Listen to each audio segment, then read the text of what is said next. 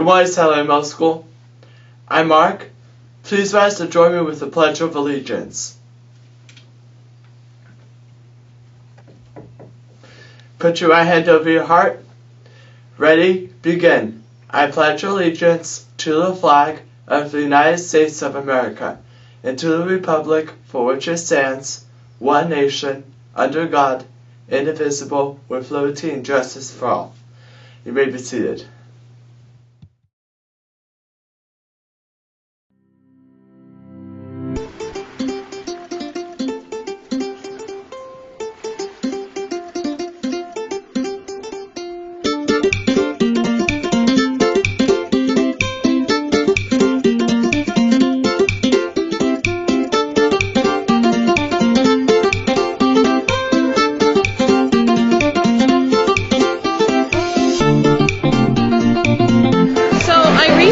Definitions of social and the definitions of media, and I combine the two.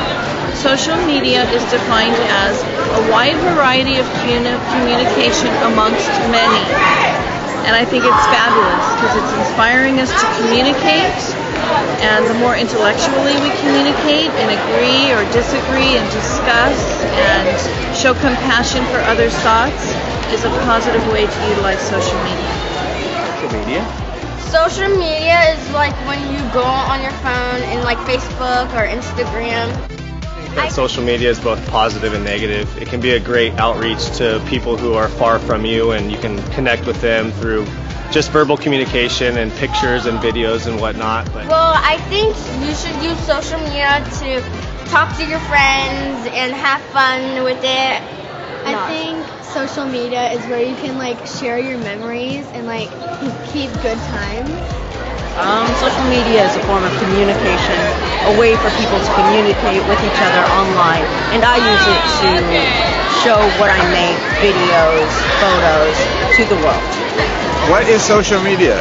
I believe it's a form of using the internet to share thoughts. I use it for family things, but I think to connect with other people. What do you use? I use Facebook, but again, primarily for my kids, so that my family across the world can see my kids in a quick, instant time, or Instagram. Go Cornhuskers. Good job. Social media is when you use it to catch up with your friends and your long-distance friends and have fun with it. Well, I'm always on social media. I'm always posting pictures. It's a lot of fun. I think it's like posting pictures saying, oh, I'm here, or I'm there, and have fun all the time.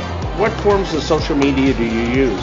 Snapchat, Instagram, Twitter, Musical.ly. Some people do Facebook, but I'm not on Facebook. So. Yeah, I don't like it. Social media to me is a device that can be a positive and a negative.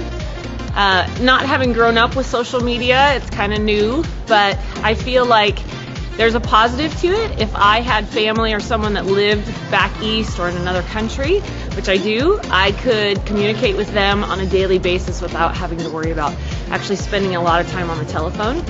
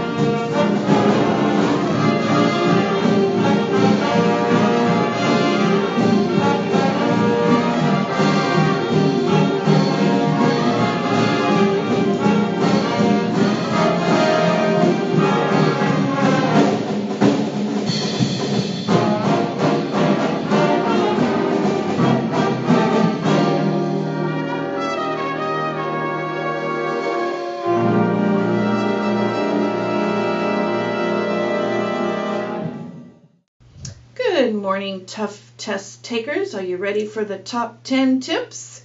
Here we go. Happy Thursday with tip number 6. Writing answers are all text-based. For example, you're going to be reading context, and then you're going to be asked to write responses based on questions. Always go back to the writing and reread the information because the answer is in the text. You must use evidence from the test to support your written responses. Don't just dream up something out of your head. Go back to the text and find the evidence.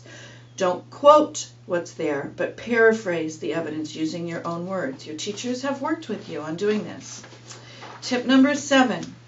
If you're unaware of an answer, make your best guess. There's no penalty for guessing.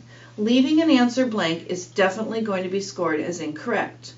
Here's another important tip that goes along with tip number 7. Questions don't appear in any particular order. Harder questions may come first, followed by easier ones. For example, 1, 2, 3 may be tough questions.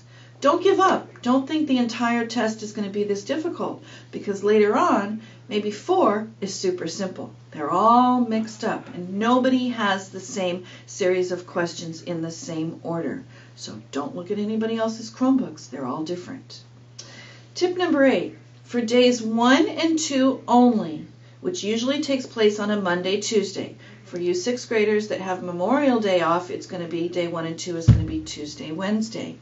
So for days 1 and 2 only, if you're pausing your test for more than 20 minutes, you will no longer be able to go back and change your answers when you return to the test. For example, let's say you're on day 1 Monday and you need to use the restroom. Of course you may pause the test for 5 minutes. Come back, you can still go back and review your answers. But if you pause it at the end of that class period and expect to come back the next day on day 2 and go back and review everything from day 1, you won't be able to. So wherever you pause it overnight, you start up from then on the next day. Teachers will go over this with you also. All right, don't forget those earbuds. See you tomorrow with the last days of testing tips for top test takers. Good morning, students. Good morning. Miss Buffum and Miss Carrillo here with a couple of quick announcements.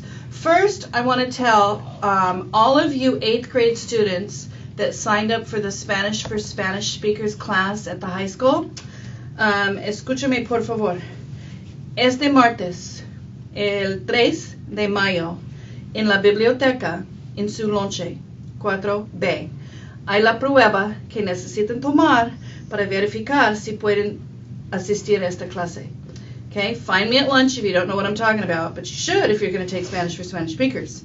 So that test is going to be next week. Find me for the details. You have to meet with me to fill out some information to place you in that class.